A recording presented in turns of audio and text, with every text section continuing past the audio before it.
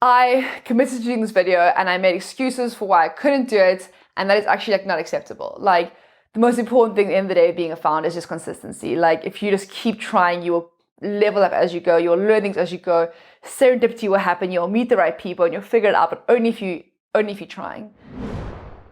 And you good to go? Guys, things have gotten intense. Things have gotten very professional. As you can see, I don't only have one, but I've got two mic lapels. What's it called? Not mic. I don't know what this is called, but there's an audio situation going on here. There's a camera situation. It's mounted on a stand. Last time I did this laptop basically was just recording, and I recorded on photo booth, edited on iMovie, and now it's like a whole setup. So there's a lot going on. Pressure is through the roof. So I hope these videos match the quality of the content I'm saying, but probably not, because let's be honest, I mostly talk absolute shit. Okay, so as promised, here is the video coming out again. I was promised, a few months ago when I started this series, it was supposed to be one video a week. I think it's been 10 months since the last video. Soz, I guess. Hashtag sorry, not sorry. No, I'm sorry, actually. 10 months, that was not great. I need to acknowledge my strengths and my weaknesses. And my weakness is that I am a tad disorganized. That's why I've teamed up with a really amazing friend of mine, Gianluca. I'll put his Twitter handle in the comments, I don't know what the thing's called. I'm not a YouTuber. I'll put it somewhere so you can follow him. He's amazing. And he's been working with me on this, making sure that we actually get this done. So started this series, as I spoke about in the first video. They're only having 2 videos, so they should be easy enough to find. Started this series because I have been approached by so many incredible founders and so many people that have amazing ideas and want to be founders that wanted to build something, but the practicalities, like the day-to-day steps of what it takes, because there's a lot of stuff written about startups. There's a lot of movies about, there's a lot of hype, there's a lot of PR about, but the reality that I've learned in the last 4.5 years of building my startup, disconnect.com, is that's very different. So I wanted to give the practicalities of that and got those 2 videos up and running, and a lot happened. I'm going to go through what happened so you can see why I disappeared off the radar. But since then, I've actually been quite blown away by the amount of people that reached out to me on this channel and on Twitter and on LinkedIn. And the DMs have been lit, asking about what happened to the series, why I just disappear. And that was really quite shoddy of me, but I was also so excited to know that I'd made an impact. Even if these videos inspire one person to think I can do this, I can start something, I have this idea, I can get up and running because I know the practical steps to do it. That is everything I want from this, everything. So that's more than enough reason to kind of get this cracking again. The future is what we decided to be, and that is just about finding excited, energized, switched on people like you watching this that have an idea and want to build that. That is what drives Africa's progress, is what drives economic development. The heart of our economy is the transaction which happens when we build startups, and I'm so excited about that. That's what my life's be about, is how do we get as many people building the future as we possibly can. And when I shared this idea with my friend here in London, he loved that. He was like, I feel the same way. I feel the same way that we should be doing everything we can to help the future be what it wants to be, which is how I managed to twist his arm into helping me do this. So again, mucho gracias. It's still about creating content, getting the steps out there so you can follow this and be like, okay, cool. Step 2, building an MVP. Step 3, finding a co-founder. Everyone will say, how do you find a co-founder? And I've got so much to say on that. Step 4, whatever it is. And it's about getting back into that again. So up and rolling, we going. But wait, there's more. And I've always wanted to say that and actually mean it. And I really do mean it this time, because there really is more. This is so exciting. And I haven't shared this anywhere yet. So this is the first time I'm sharing this piece of news. And it's something that's been happening. I've been working in the background on this pretty much my entire life, but officially since December. It's part of the reasons why I actually dropped off the radar. And I'm going to share the news. First though, before I share the news, let me just say it is so hot right now. I'm currently sitting in London. Part of the reason why that also dropped off the radar for a bit, I'll get into that. And it is, I think, about 4 degrees, but I'm sitting in my friend's apartment doing this where it's, I think, about 400 degrees. And like, it's cool. You know, we grew up in South Africa. I'm used to heat, but there's a lot going on with my body right now in this kind of heat. But it's fine. We move, right? It's operating under adversity. So the big news that I wanted to share is that I was approached by an incredible editor at the end of last year. And we started chatting about the Digs Connect story, started chatting about my vision for how I want to disseminate this knowledge throughout South Africa, that I want young, plucky, entrepreneurial South Africans and Africans and anyone in developing economies to just like take their ideas and make it happen. And because I have a blog, if you didn't know, I have a blog called The Aviation Club, and I always love writing, we decided that I should write a book. So I'm writing a book. Well, I've written the book actually, most of it anyways. I've got about 80,000 words out. It's been doing for the last couple of months. It's going to be hitting shelves in January 2023. It's called Upstart. So all the information with the book you'll find on upstartbook.com. I'll also throw that link in wherever place you put links, apparently on YouTube, upstartbook.com. And the landing page right now is super simple, but I'm going to add more and more to this. So right now you can just check your email address down there if you want to stay in touch with any updates happening as I have more information about that. Soon I'll open up pre-sales, so if you want to get it like first, we'll have like some sort of cool event about the book in Cape Town, definitely Joburg, probably one in London as well, maybe Berlin and New York when we added. Hell, why not? I don't know, I'm going crazy now. Maybe Kazakhstan. If you live in a cool place in the world and you think we should have a book launch there, send me a message, like leave something in the comments, and why not? If I can get a visa, I'll head over and do a book launch in your city because any excuse for an event. But this book is coming out and it's exactly what this series is about. It's exactly what my life work is about, which is taking everything I've learned the hard way from starting this company, building it up, getting a team, losing the team, rebuilding a team, surviving COVID, getting product market fit, unit economics, profitability, raising funding in South Africa. That is really difficult. This isn't Silicon Valley where people are just cutting checks. This is like raising funding in South Africa. Everything I've learned in a book, inside a story, it's all gonna be on the website. I'm also gonna throw out other really cool links. So like a list of all the investors that are currently investing across Africa with links to their websites, and kind of just like insights from other founders who've taken cash from them before, so that'll be really cool. I'm going to throw resources up there, so like the essential reading list for every founder.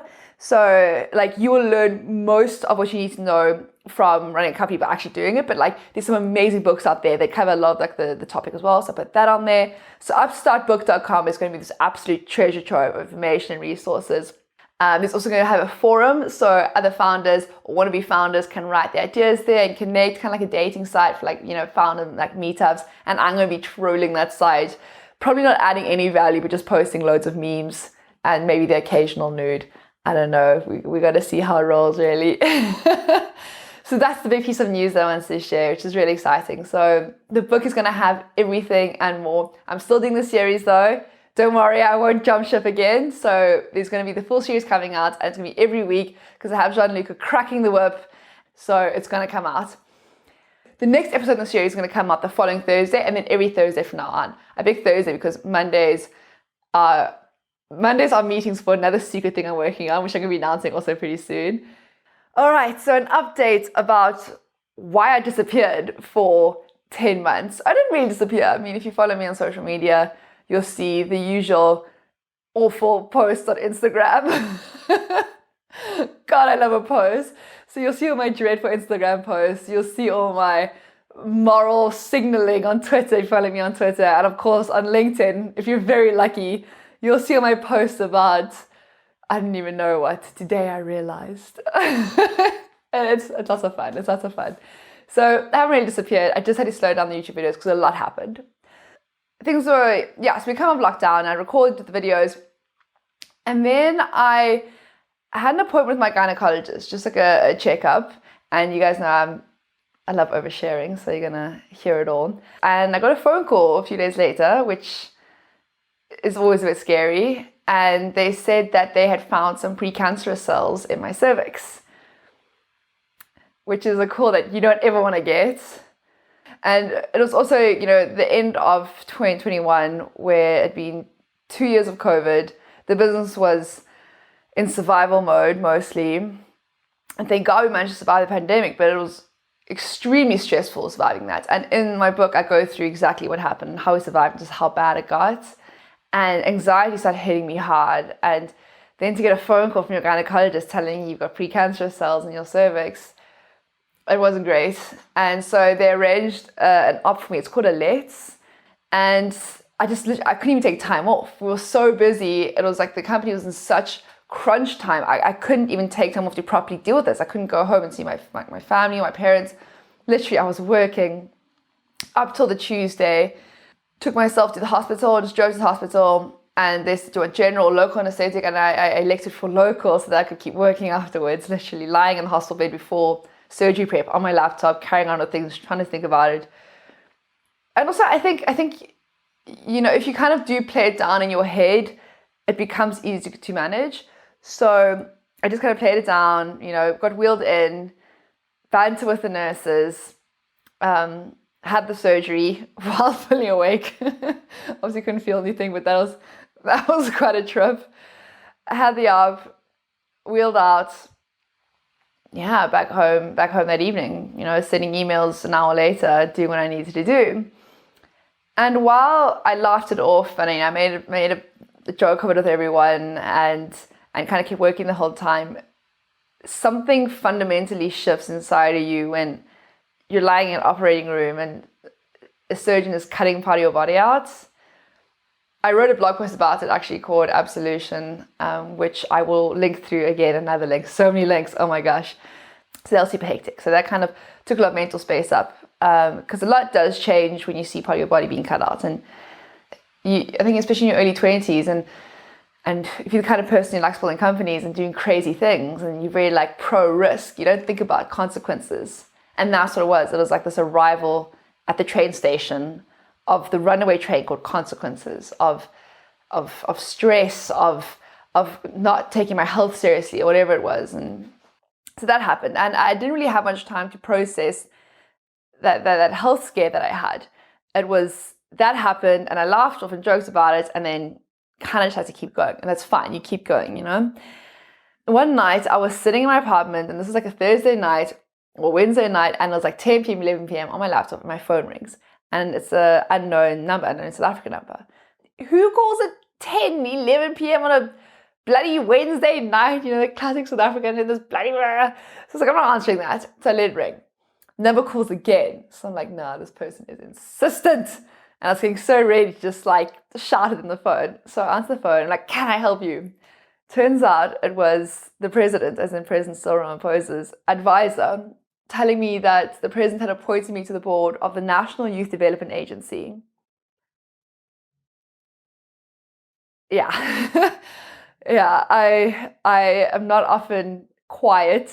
The girl loves a chat. And I actually was speechless then. That was a lot. The state of youth development in South Africa is not good at the moment. And I think not only the fact of youth development in South Africa, not only the unemployment, the education rates, the crisis that we speak about, but I think the sentiment, and that's more heartbreaking. The sentiment is what's so bad, that people feel hopeless and people feel like the situation is just beyond saving.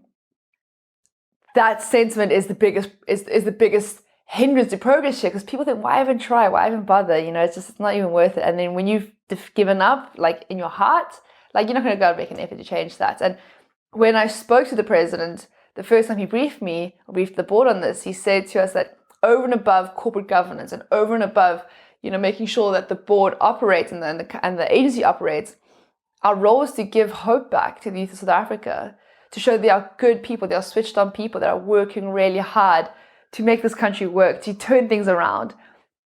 So that was this incredibly daunting task, but obviously there's this opportunity to do something amazing here. And I have this default to yes attitude, which I absolutely love. And We're busy hiring a lot of Digs Connect right now, and the first thing I look for in any new hires is their default to yes. When there's a problem that's being suggested or something needs to be done, is the default to yes. It's like, okay, oof, I can understand this is, I'm not underestimating the scale of this problem, but default to yes, we're going to figure this out. Default to solutioning, default to like, this problem is not insurmountable. So I got off the phone call, shell-shocked. A few days later, I was flown out to Pretoria, which is the administrative capital of South Africa. For those who aren't South African, we've got 3 capitals. So that happened, and that was really exciting. But this is now the start of December, so this is Digs Connect's busy season. A few days after that, I get a phone call from the Michael and Susan Dell Foundation. They're based in Austin, South Africa, and in India. And they love the work that we were doing at Digs Connect for students that have financial need. A massive part of our focus and our soul at Digs Connect is making sure that we're kind of focusing on these students. The Dell Foundation loves our work there, and they give us a grant to increase the scale of our work within this demographic. So that happened, and that was really exciting. A lot of work had to then go to making sure they were successful. Just when I thought that things couldn't get crazier, we signed a partnership with Student.com. Student.com is the world's biggest student accommodation provider. It's like Digs Connect, but way, way bigger. That took us to launching in 400 cities globally. We now lost 1.3 million beds. We hit global distribution really fast. I have to plane from Cape Town to London. That's why I'm staying in London right now. Absolutely cooking. London is incredible though. I love it. I'm going to talk a lot about London later on. It's all in the book, dare I say. Yeah, it's been a lot. It's been a lot. So I feel like I should partially be excused for dropping off the radar, but also not. Again, there's no excuse. Let inspiration find you at your desk. And I love that because when I write a lot, like I keep waiting, like, oh, if I feel inspired, then I'll write. But no, just be at your desk and write, and the inspiration will find you there. And I think the same thing applies to building startups. Like let luck find you at your desk. Like just keep going at it. Like even when really awful things happen that just frustrate you and put you out, doesn't matter. Laugh it off, dust it off, and keep going.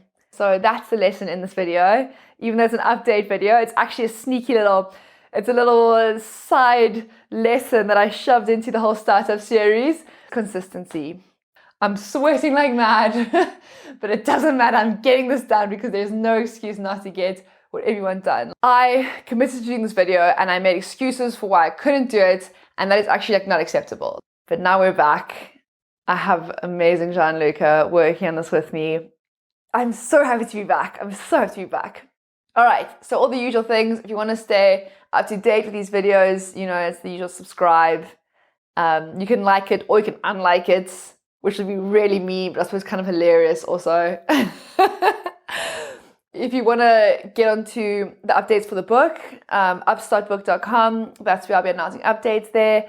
And also when pre-sales open, and when I do pre-sales, I'll do personal notes and other fun things in the book. We'll do cool giveaways, I don't know, maybe I'm in Cape Town, we can do if you buy the book, you go to a prize, we do a dinner, or we talk about, you can pitch your idea to me and I can link you to different investors or something like that. I think it's something really cool. And Twitter, of course, very active there. So I'm at AlexProctor101. If you want to follow the genius that's kind of making these videos happen, he's got the worst Twitter handle ever. It's Q Vagabond, which sucks. But anyways, you can follow that also. And I will see you next week.